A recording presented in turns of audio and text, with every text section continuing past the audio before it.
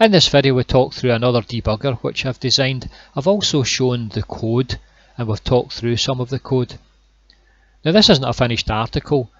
You could rewrite the code and make it a lot neater and a lot more efficient, but the point here is that I wanted to get something that was up and working. So it gives you an indication of what you have to do and how you'd have to write the code in order to write a debugger. So if you are a coder, you probably look at this code and have a bit of a laugh because it's not very efficient. But then on the other hand, if you haven't written any code whatsoever, you can open this up, you can have a look at it and get an idea of what's happening behind the scenes. But if you aren't interested in coding, also you could just use the actual program itself, which is in the resources section. So good luck with the rest of the video. If you open up the file called Debugger, you'll get this sheet here. Now there's a few buttons in the top left hand corner. We've got Assemble, Debug, Step, Export and Clear. There's also three sheets here. They're just off the bottom of the screen. So one's called Debugger, one's called Sample Programs, and one's called Instruction Set. So if you just head into the debugger. Now if I want to run any code here, what I have to do is I have to place the code in this columns B, C, D and E. So let's go ahead and we'll just pick out some sample code. So if you click on the sample programs, and we can pick out one of these two. So I've only got two here at the moment. We've got one called Fibonacci and one called Multiply, but I will continue to add to these. So let's take a copy of the Fibonacci. So if we Control C and then we head into the debugger and we press Control V. So we're placing this at line number 1 and at column B. Now in order to run this we have to assemble it first, so that is we have to turn this code into the machine code, and the machine code will be entered into the RAM here. So if you press that assemble, you can see here on the right hand side the machine code has been entered into the RAM. And we also see that we have the opcode here for the assembly language program. So for example, data is this 001 and then all zeros, and also the byte that we're interested in here. So this is the opcode and this is going to be the actual data, or the information from the opcode, and it's going to be placed in this column here as well. Okay, so this here is the instruction opcode and data in binary format. I've also got a copy of it in hex and also in decimal. So these are just simply the functions here within Excel, actually written on the Excel spreadsheet. So in order to run through this simulation, all you do is just press the debug. So this will run through the debugger and you'll see it running through one line at a time. And as it runs through each line, it updates the information here on the registers and also on the flags. In this instance here, this is actually working out the Fibonacci series. So you'll actually see the answer here down in the bottom column. So the Fibonacci runs the value 1, 2, and 2 plus 1 is 3, and 3 plus 2 is 5, and 5 plus 3 is 8, and so on and so forth. So it takes the difference between the previous two numbers and adds it on to the last number. And you can see it here counting through this Fibonacci series. Now if you want to run it a bit quicker, you can just press escape and it will just run through it.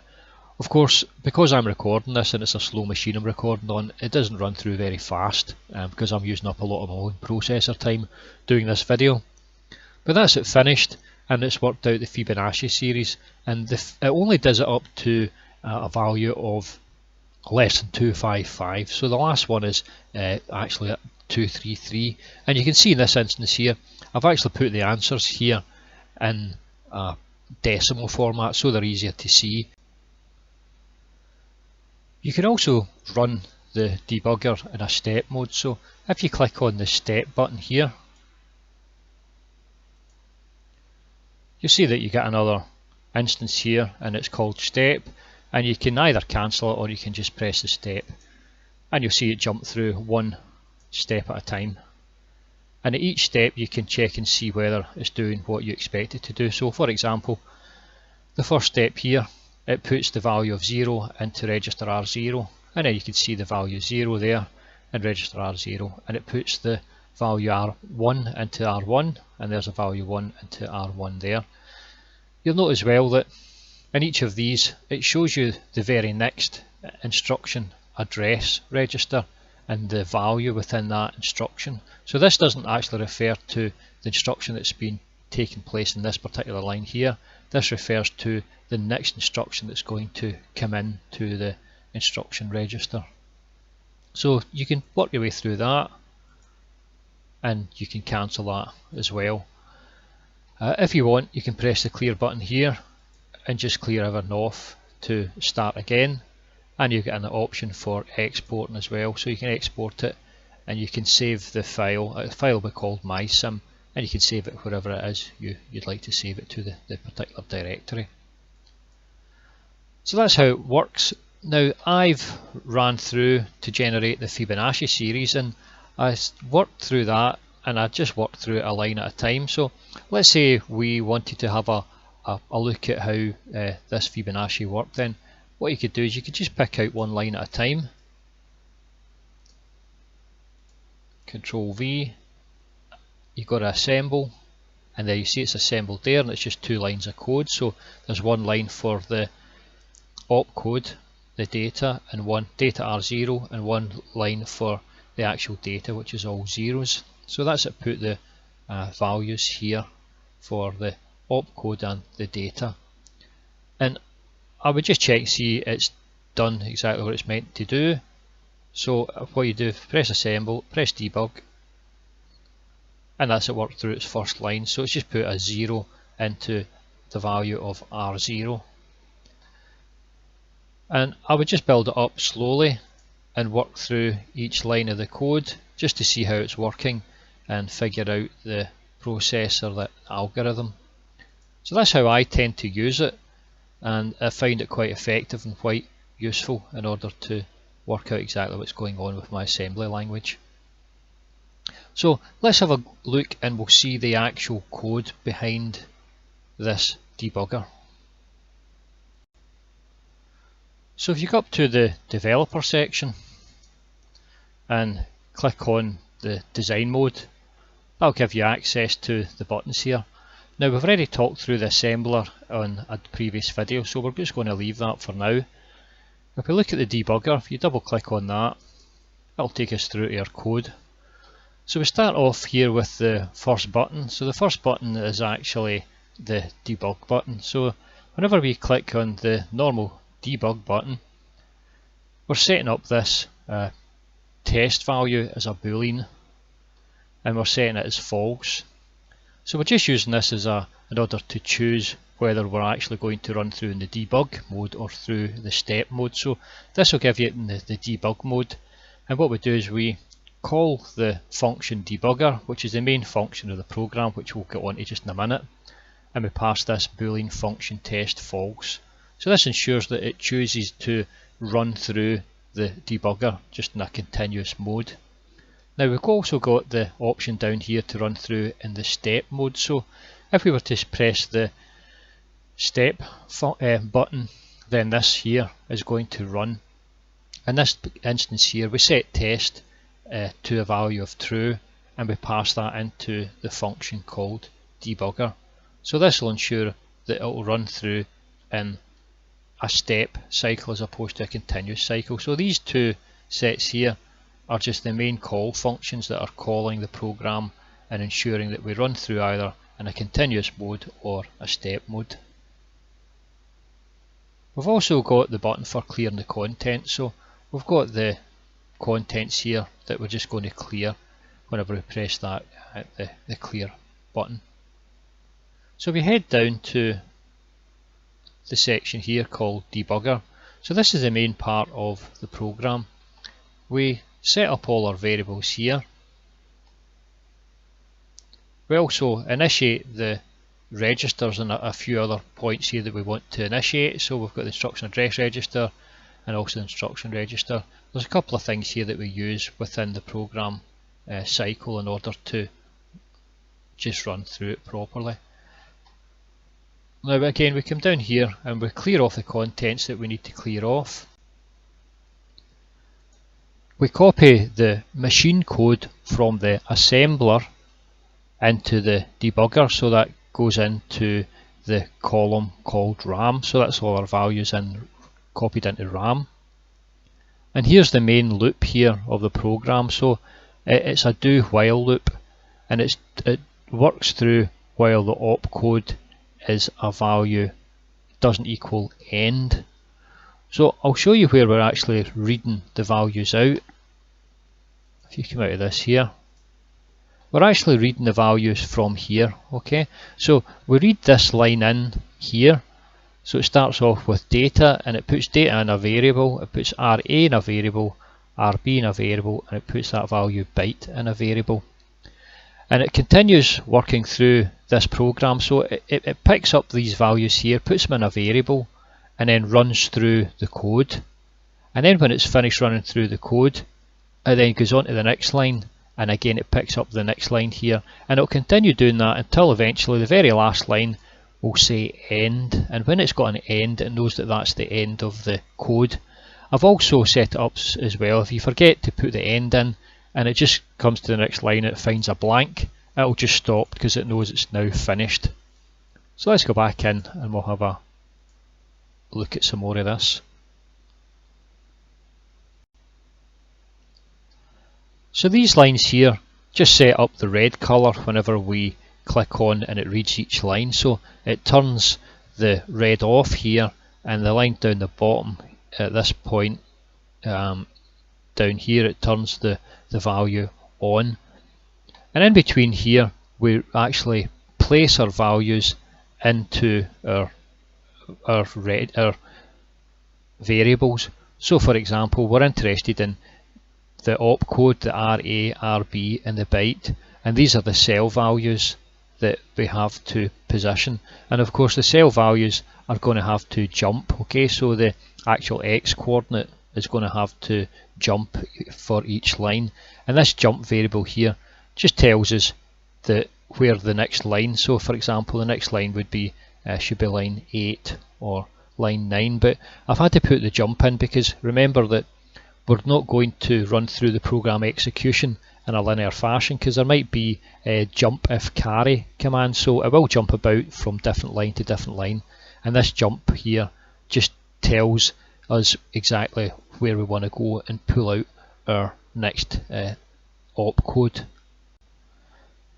Now whenever we've actually ran through all of the rest of this code here, it places the values that we're interested in on the sheet.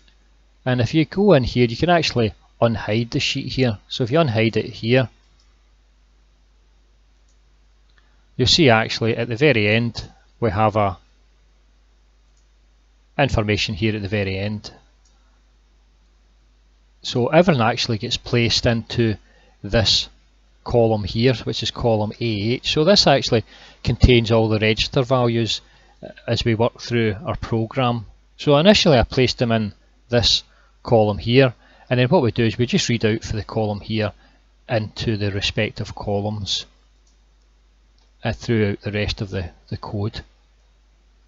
And we can see that actually happening if we go back into the developer at this point here. So it goes out and it picks out the correct value and it places it into the correct position within the code. Okay, so for example R0 there was actually in this column 34 and it was row 7, and we place it in its correct position, which is going to be our column 17. And of course the row position is going to have to vary, and the variation of the row position varies with this value CP, so it's got to go one row at a time.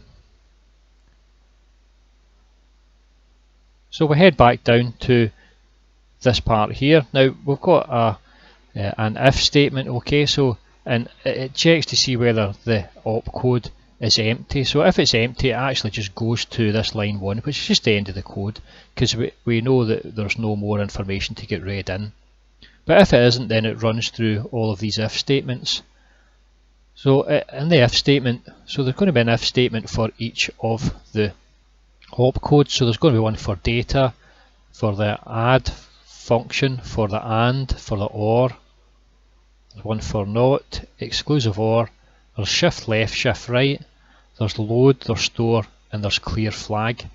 And I've also got the if statements as well for the jump command. So there's a jump register command here, and that's that section, and there's also the if statement for the jump address, and that's the jump address command. And there's also got another 16 which are going to be the jump if statements. So we can get, for example, jump if 0, and that's that section, and there's going to be a jump if equal all the way down. So there's 16 of these, and they're all pretty much the same. There's a few lines different in each of them. So maybe not particularly efficient the way I've written the code. You could probably put this into one code section, but I've just left it open at the moment because I know it works, and it works well. So that's really the gist of the program there. What we have down at the bottom are the functions that we go need to call within the rest of the code. So before we look at those functions, we'll just go back up to looking at the opcodes here. Now we'll just pick out one just to show you, because the rest of them are similar. So if, for example, we're looking at the data code, then it comes down here, so it tests whether the opcode is actually data. If it is data, then it calls the data instruction, and it passes the value of RB and the byte into the data instruction. So I've got that noted here. So if you head back down here, you'll go to the actual function, which is called data instruction. So this is the data instruction here. So the data instruction puts the value of the next byte into the particular register pointed to by RB. So we test the register, so if RB is equal to R0, R1, R2, R3, it'll place it in the particular register here, which is just the actual cell on the spreadsheet, and it puts in the value, next value, which is our BYT value. So once it's done that, it returns back up to our function here. So that's our data function. So it returns back up. In this instance here, once we've run through a data instruction, we know that the instruction register we have to add 2 onto it. So that's the point here that we add 2. We also set the value actually in the cell within the spreadsheet as well, equal to the instruction address register. And also we're going to set the actual value in the instruction register. So this is the value pointed to by the instruction address register. So we set that up in this particular cell here. And then we make this jump value equal jump plus 1. So that ensures that we jump on to the next line of the instruction. And then it's going to go back up again, and it's going to pick the next instruction. So it will read through, and it will pick up the next opcode, and then it will run through this process again, and it will go through each of these till it finds the particular one that it needs to find. So there's a few others down here. You'll notice I've got some functions here for the flag. So this the add function, so the add, the shift left and shift right affect all of the flags. So we have to deal with the flags here as well. So we deal with it in two different functions. There's a flag in, I call it flag in, and a flag out. So there's a flag in, and we pass in the values of RA and RB, and there's a flag out, which is we can only determine that after the add instruction has been completed, and that passes the value of RB in. So you can have a wee look at those flag instructions there. They're at the bottom. And again, we go through the same process here of putting the instruction address register into the cell, and also finding the actual instruction from that instruction address register and putting it into another cell. And we do that with each of them, and all of these are very similar. The only difference is the actual functions that they call behave differently. One thing to note, and it was one of the most awkward parts of the program, was to get the correct position whenever we did the jump command or any jump command. So you'll see this little section here within all of the jump commands. Now what we want to be able to do is we want to make sure we jump back to the correct spot. So it's probably best seen whenever we look at it in terms of the actual spreadsheet. So we head back to the spreadsheet. Whenever we get a jump command, the jump command is going to tell us to come back to a particular position. But it's going to be really telling us through the instruction address register. So the instruction address can have any of these values here. So it could be, for example, the address here would be address 0, which would be the data R0, and then the next address here would be this one here. So you could count it as, say, 0 and 1, and then if another data instruction came in, it would be 0, 1, and it would be 2, 3, and then the next one here, if it was another data, would be 4, 5, and then if it wasn't a data instruction, it was only a single byte instruction, then this would be 6, 7, 8, and then it might run 9, 10. So it could run in some kind of random fashion, or dependent on whether we've got a 2-byte instruction or a 1-byte instruction. So I just have to make sure that whenever it passes it, the jump command passes it back to another point in the program code, it actually gets to the right point. So I have to make sure it counts the correct number of instructions. So for example, it could be counting, say, 0, 1, and then say 2, 3, 4, 5, 6, 7, and 8, at which point that would be the correct position.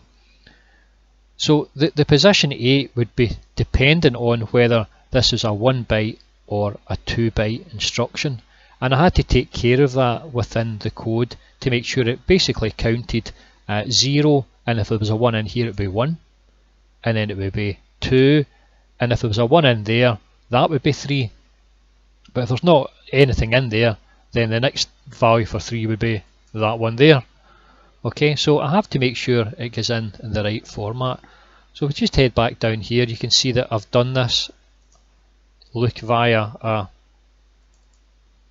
a test, and the test here actually just counts. So it's a count, okay, and it tests the data cell, which there's always going to be something in it, so that would always have a value of 1, but it will also count the opcode cell here would always have a value of 1, but it will also count the data cell, and this may have a value of 1 and it may not, so it just counts through in this manner in order to get the correct position. Difficult to explain in words, so maybe if you give a wee read through yourself and you can try that out and you'll see exactly how that's working. So let's have a look at some of the functions here, and again you can go through this yourself in a bit more detail. I think it's maybe a bit dry and dull, me just sitting reading through every single line of code, so I'll just go through it in not in its absolute entirety, but we'll just talk through as much as we can. So you will notice one other thing here. I've actually got the carry out, so the carry out only tests up to 8 bits, so it actually goes up to the value 255. Now you could change that to higher values, but in fact you could just take it out here and the code will just run up to whatever, to an infinite value, just as your computer would normally run. But I wanted to model this machine, so the machine that we've built is an 8-bit machine, and I'm only working it up to a value of 255, which are the 8 bits. Of course we could continue and we could create higher order numbers by placing the two 8 bits together, but we'd have to work out a little code, an assembly language code that would allow us to do that, and we haven't done that so far. So right now it's just going to work on numbers that are 255 or less, but you could just change that as you please.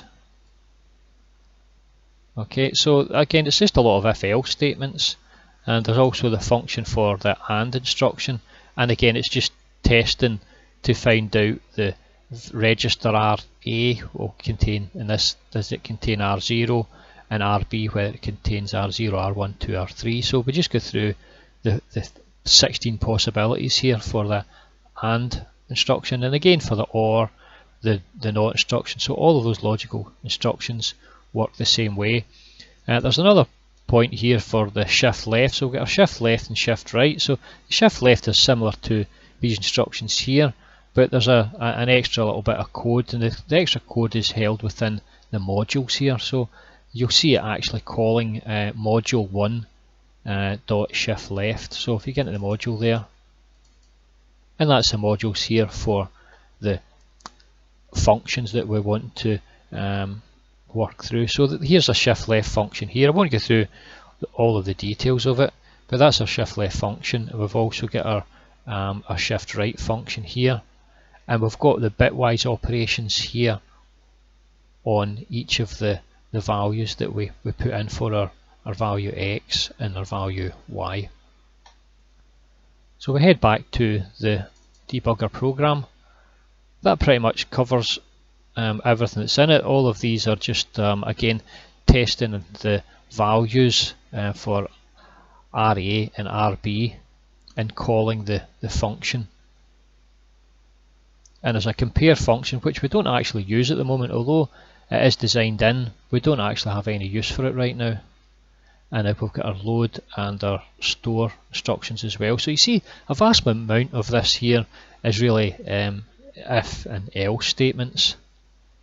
And we've got a clear flags instruction. So we know here that, yes, an interesting part here, that we're actually simulating the CPU here. In order to clear the flags in Excel, all we need to do is just simply clear the boxes. But of course, clear the flag instruction actually within the CPU is a completely different thing, and we've seen, if you look at the clear flag video, we have to go through a process in order to clear the flag, but we don't model that every single facet of the process. You know, so this is the difference here between a simulator and an emulator. It doesn't emulate it, it's not an exact copy, it only simulates it, but we only need to simulate it just enough in order for us to write the instruction code and be sure that our assembly language, and being sure that the assembly language will actually work on the machine. So again, this is the flag set up here. So we've got our A is equal to B flag, or A is greater than B, and also the one here for our 0 flags. And there's a section here as well for exporting the file, so that's our export button. And there's also a section up at the top here I missed out, and this is to actually run the assembler. So most of the functions within the assembler is actually worksheet functions, which are actually written on the assembler worksheet. So that's enough for the code. I want to continue with that for too long. It's best for you to just sit down and have a little play and work through it by yourself. And I don't mind if you want to get in contact to talk over some of the code that some of you are not interested in, you don't understand, then you can get in contact. Also, I'm not a VBA guru, so there'll be a lot of kind of inefficient code there, but it's not a course on writing VBA, it's a course on designing a CPU. So what you could do is you could take that code and you could go away and you could play with it yourself and change it.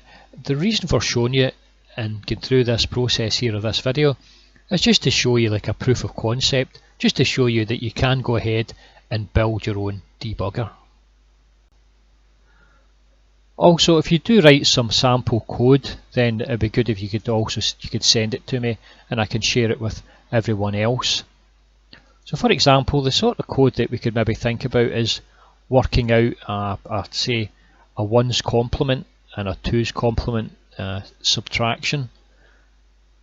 We could work out all other different basic mathematical functions, maybe the factorial, and then from those we could build up other functions like the sines, the cosines, other trigonometric functions using, say for example, a Taylor series approximation, and we could go through and we could build up a calculator, for example, out of this little CPU. So there's lots of different ideas, and I will fill some of these in myself and create some functions for us in time.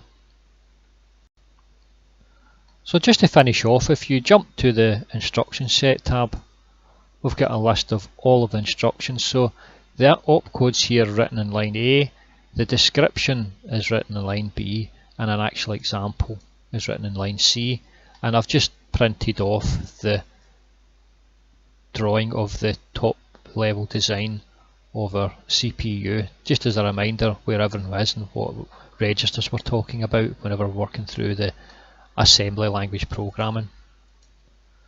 So that's all there is for this video. I'll get you on the next video. Goodbye.